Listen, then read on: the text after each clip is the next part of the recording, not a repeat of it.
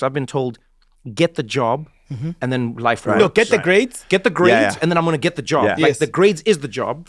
And then get the house. Get the job. Right. You're going to be. Then you get the house. You're going to be happy. Get the person the you live in car. the house with. Yeah. You're good. You get the marriage. You get the marriage. It's like Yeah. guys even say, like, if you marry me, you'll make me happy for the rest of my life. That's what they say. And I got data on that. No, it doesn't matter what you say on your wedding day. It matters what you say every day after that. So what should you say to somebody? Not if you marry me, then Let's go on a journey together. okay.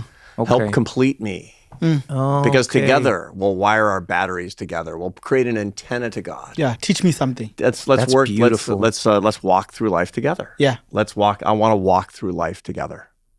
Damn, that's different. Yeah, it's a completely different perspective, but it actually makes perfect sense, and people kind of know that that's the case. And if you don't do that, by the way, there's an easy neurobiology on why this happens. We think that if we get that thing, that burst of positive emotion, there's this funny little part of the brain called the ventral tegmental area. When you tap it, it gives you this sense of euphoria. And so you can get it from, your girlfriend says, I love you. Or you can get it from a huge bump of cocaine. We have very thrifty brains. It's the same part. What a broad spectrum. Yeah, totally. Like, and it gives you the sense of immediate ebullience, joy, right? And we think we get that thing that we really, really want, that the ventral tegmental area is going to get tapped over and over and over again. But let me tell you, if you do something that taps your ventral tegmental area continuously, you're going to wind up in rehab. You're on drugs. Yep.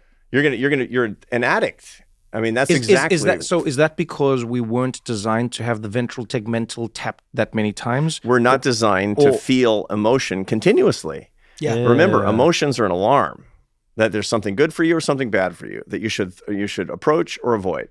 The reptilian part of your brain, the back of your head, is sensing stuff. That sends data to the limbic system, which is between 2 and 40 million years old. It predates Homo sapiens. And that's what creates emotions. Emotions are reactions, a universal language to you that there's something out there, that there's a threat or an opportunity. And the opportunities give you positive emotion, and the threats out there give you negative emotion, and they clear really quickly, so you're ready for the next thing. So should we be in nothing states? No. We should actually say understand our emotions, not chase them as if we're going to keep them forever. For example, if you're looking for continuous positive emotion on the basis of what you have or experience, you get on what we call the hedonic treadmill. Yes. You've heard about hedonic this. adaptation. Yeah, yes. hedonic adaptation, which is basically I get the the person that I love, I get the money, I get the millionth Instagram follower, You just whatever keep my shifting thing is.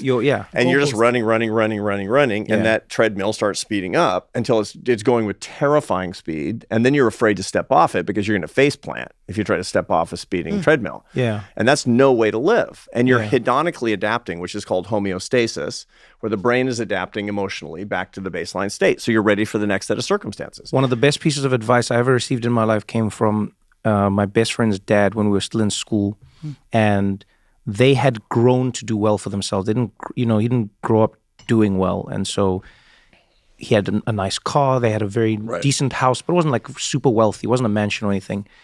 But I remember speaking to him once, and I said, I asked him, I was like, "Yo, Babenzele, can I ask you a question? How much money do I need to earn to be like happy and to be set and to be good?" What did he tell you? And he said to me, "Yes, Trevor." He said, "Can I tell you something?" He said, "I know some people," and this was, now 20 years ago. He said, "I know some people who earn," and he said, "I know some people who earn 5,000 Rand a month, $500, let's say, or 250 or whatever." And he's like, "And I know some people who earn 50,000 Rand a month." I was like, 50,000 Rand a month? That's impossible. No one can earn that kind of money. And he's like, "No." He said, "Let me tell you now." He said, "I know more of my friends who earn the 10,000 Rand a month who are happy than I do the ones who earn the 50,000. He said, because with them, they spend that money and more every month, then get depressed that they only have it, and then they try and move it to 60, then they spend 60, then they move it to 70, then they spend 70. Then he said, I've watched them move up that ladder. And he said, he's genuine, and I'm like 16 years old, and he said to me, I know it seems like a myth, but there is no number. He said, I've seen everyone in my life. He said, there is no number. And I was like, I can't believe anyone wouldn't be happy with 50,000 Rand a month. My brain was like, that's not possible. And the same thing is true with power. And the same thing is true with pleasure. And the same thing is true with fame. Fame is the worst, by the way. Fame is the only one of life's rewards that you can only ever be happy in spite of. never because of. But you want to be famous. Everybody wants to be famous because fame is rising in the hierarchy of your band of 30 to 50 individuals, where more people are thinking about you than you're thinking about, because you're more likely to survive, get your caloric needs met, and get lots of mates.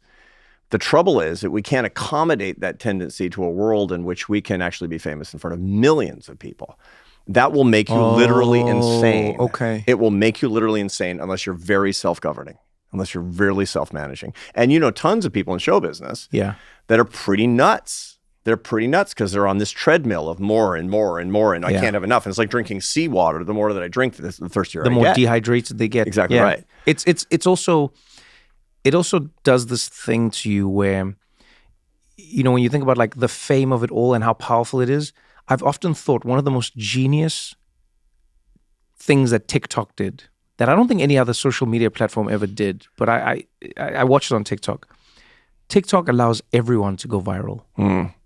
If you look at old social media, there was sort of like the hierarchy that existed in old media moved into it. So on Instagram, it was still like, oh, the most watched is the Kardashians, there's this actor, and this is, you know what I mean? It was very difficult to just be random and have, no. TikTok, go to people's accounts, watch how there's one video almost everyone has that is an outlier, that's a blip in their world, and then watch how their usage and posting exponentially jumps after that. This is Vegas. It works the brain in the same way. So Las Vegas? Yeah. So the way to get rich is to work really hard and get a good education and be responsible and show up and create value and create some more value and then 30 or 40 years later you got a bunch of money. Or go to a casino and get a hit. And so the result is, I want the easy way. Play the lottery. Right? Roulette. That's TikTok.